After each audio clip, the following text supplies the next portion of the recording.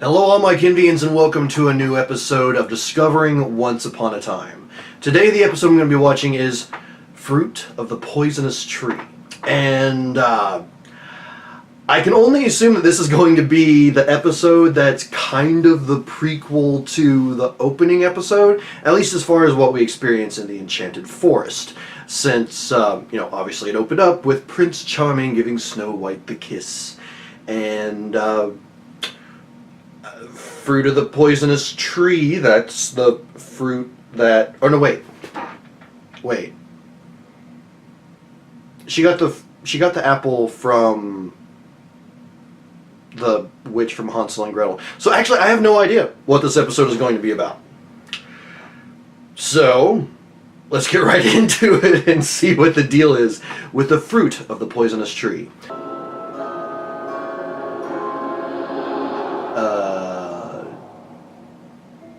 A genie? It looked like it belonged in Aladdin. Knows everything about this town. She's the mayor. Including a certain something. Everything okay? Yeah, I just have to go. Wait. Now, I haven't been paying attention to the cell phones in this show, but, a Nokia?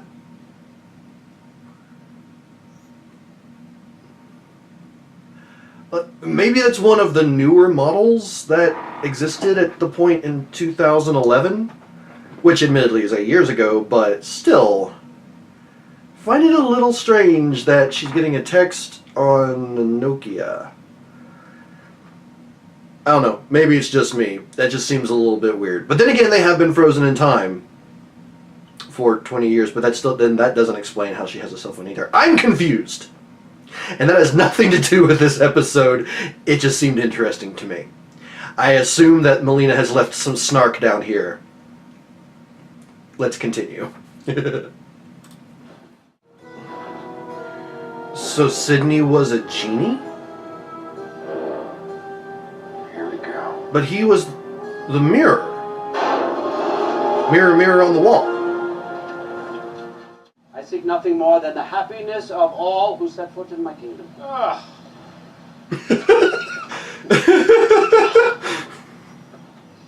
want everyone to know who she really is. I have a feeling this is going to backfire. They gonna do it. A scandalous affair. Oh my. The fairest in all the land. Your wife! Dude!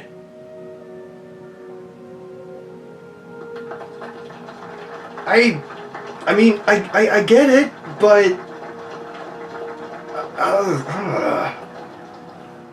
For good reasons, okay? Right? Yeah. I mean, maybe you're doing something wrong, but if it's what's meant to be, if it's what's right, does that really make you a bad person? You two were doing a whole lot of rationalizing. Kids, I planted a bug. You win, Sidney. Let's do whatever it takes.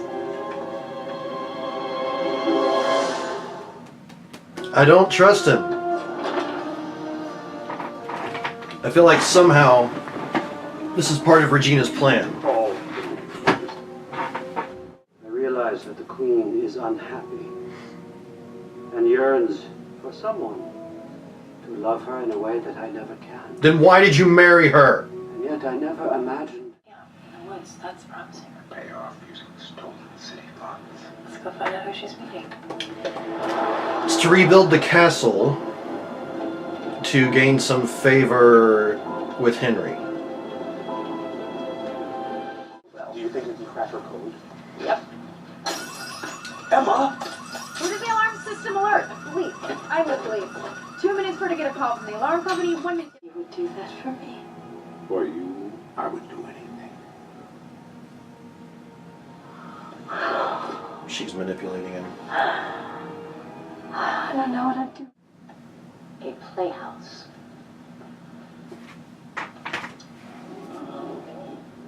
The accusations are true. I did take city funds. He betrays the one who trusts him for Regina. He betrayed Emma.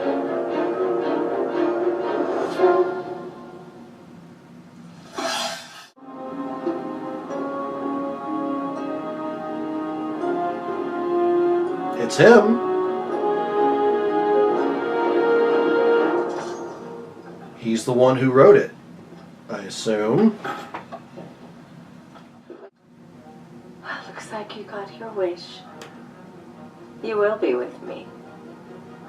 Forever.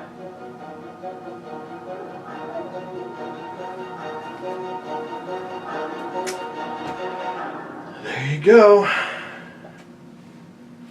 And yep. Have a seat, Sidney. I don't know what I'd do without you, Sidney.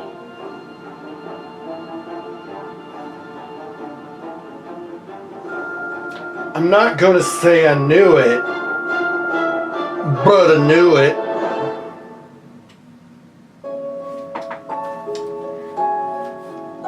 Frickin' flippin'. I was going to say blew it, but that doesn't make any sense contextually. Knew it. So, fruit of the poisonous tree. I think I really covered everything there is to say about the episode during the episode itself.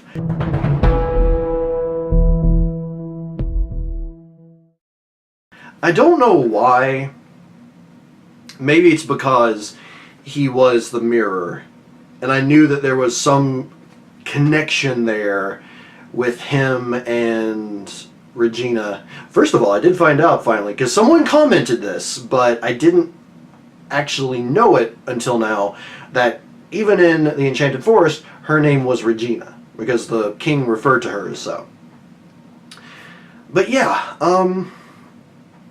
I just had this strong feeling that there was a connection there, that despite the fact that Sidney doesn't know who he was back then, he is still just so tightly bound to Regina that he was in on it the whole time.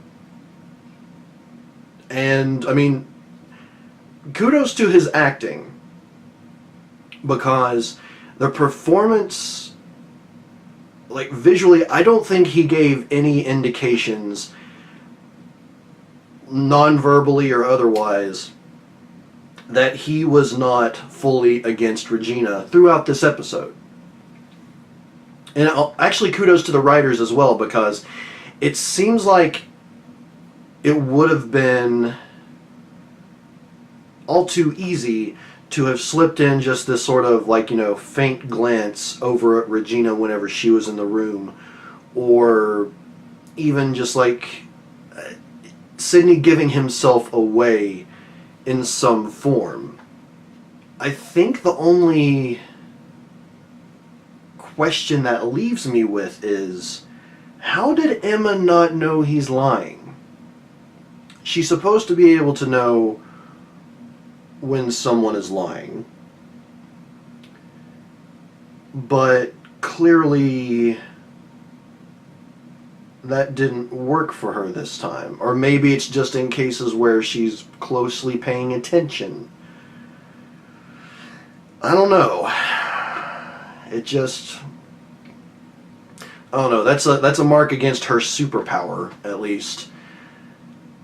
But yeah, again, kudos on the writing and the man who plays Sidney's performance in this episode, because it was really good. It was very convincing, and again, gave no indication that he was lying. It's just that I didn't trust him, and that ended up paying off. But let's see, some of the big aspects of this episode.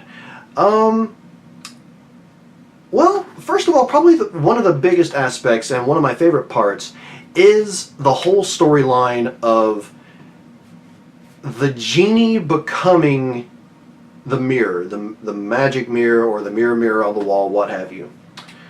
Because, I mean, it had been obvious from the beginning that Sidney Glass was the mirror, but never really gave any indication of there being a genie involved, up until, like, I saw the smoke form into a genie in the little opening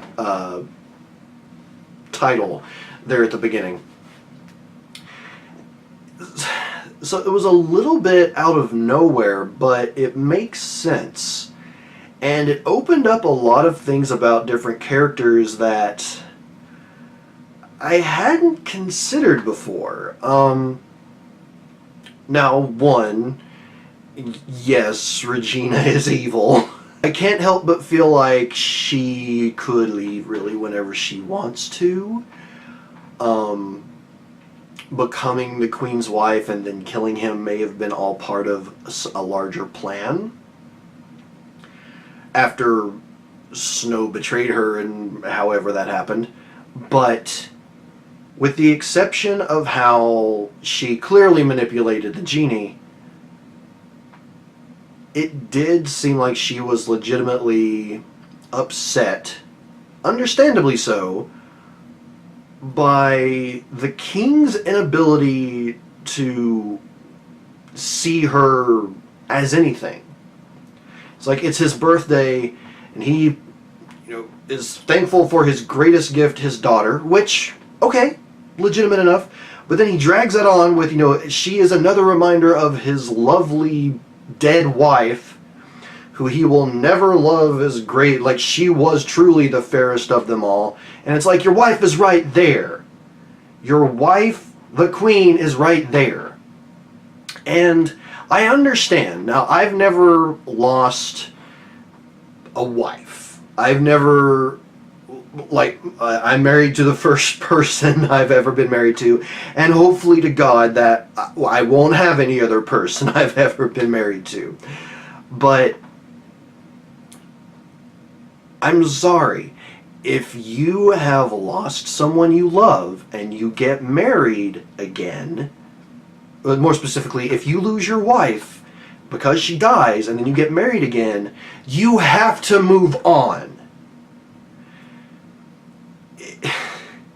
It's not okay to hold someone who is gone, who it's impossible for anyone in your mind or heart to match up to.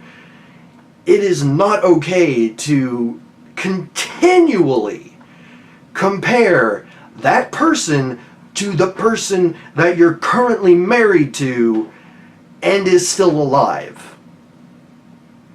And I know maybe they're going in a direction of it was an arranged marriage or something like that, something that had to be done for the kingdoms. I don't know.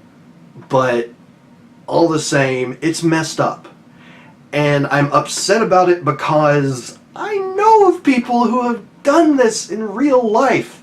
They lose someone. The person doesn't even necessarily die, but they're with someone for a long time. They break up or they get a divorce, something along those lines, and they can never get over that person, despite the fact that they have gotten into new relationships or they have gotten married to a new person. And they still can't let that go. It drives me mad. And maybe I am overreacting. Again, because I haven't personally experienced anything like this. But it no less makes me angry that the king, this person who is supposed to be, so loving and kind, and clearly it's like, he had a good heart. He was loving. He was good to his subjects. But for whatever reason, he still lauds his dead wife over his current wife. And it's just infinitely frustrating to me. I won't go on about that too much longer because I'm sure I could go on and on and on and basically still only say the same thing. But I did find the king interesting. And he didn't deserve to die, but he definitely had some huge character flaws here. Huge character flaws that are really hard for me to look past. Although, yes, he was murdered and he didn't deserve that. But another favorite part of this episode, just in the beginning, the genie's whole demeanor is like, you know, he sees someone come to the lamp, he's like, ah, great. And it's just, in general, he seems incredibly annoyed. And it's adorable and hilarious. So yeah, despite what ends up happening to him, I really did like the genie. I found him interesting, and I'm curious if whatever happens in the future seasons, if Sidney's still alive, because who knows, I could go Game of Thrones on us with this. You all know better than I do. But I kind of hope maybe he gets to go back from that mirror form. Maybe go back to being a genie, or a free genie, perhaps. I don't know. I don't know. But, moving on from there, my next favorite part of this episode was just the short little scenes with Mary Margaret and David. Now, first of all, yes, and I pointed this out earlier, the Nokia phone still weirds me out that they were using a Nokia phone in 2011. But that beside, the meeting place, the picnic, yes, he is married, and it's essentially an affair at that point, which is not okay. But knowing who they truly are in the context of this show, I can't help but be happy. I can't help but be happy by the fact that they have found each other again, and hopefully that lasts a while, although now that I'm thinking about it, since Regina knows, or caught them without them knowing, I'm sure something's going to happen. And it won't be good. Just hopefully neither of them die. The whole manipulating thing, I really feel like I put it best while I was watching the episode.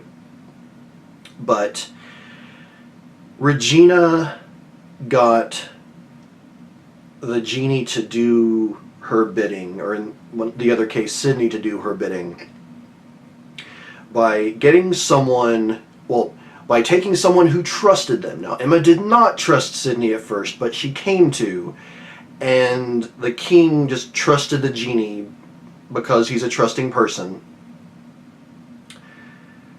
and used that trust to betray them. In the case of the king, got him killed. In the case of Emma, got her to look like kind of an idiot, and also whatever else is going to happen from here.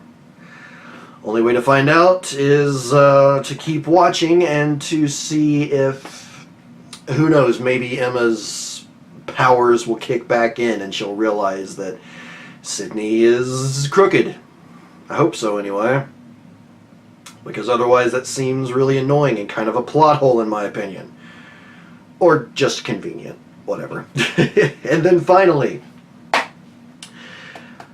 well, okay, not finally, but the Playhouse, I believe it was modeled after the Queen's castle. It was either the Queen's castle or maybe Snow White's father's castle, which I think actually maybe they're one and the same. But I think it was modeled after that. But then actually, finally, the mystery man, whose name we still don't know, finding the book. A book that I still think and theorize he is the writer of. That he is the person who created that book. I could be wrong. I don't doubt I'm wrong, but that's my theory. And hopefully in the next episode I will find out whether I'm right or not, and that episode is Skin Deep. Skin Deep.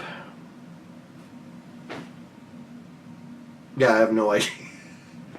This is another one where I have basically just no idea of what the title may indicate. So I guess there's only one way to find out, and obviously, that is to watch this next episode.